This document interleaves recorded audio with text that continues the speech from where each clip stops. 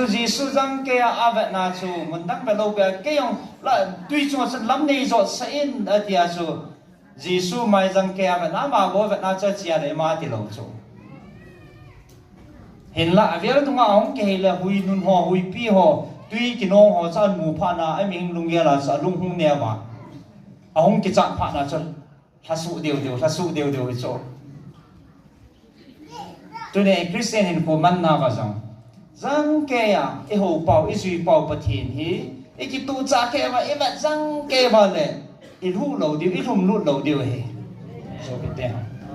này cái hay là mà nó chỉ là bia xem cái chỉ ba chỉ là bia xem cái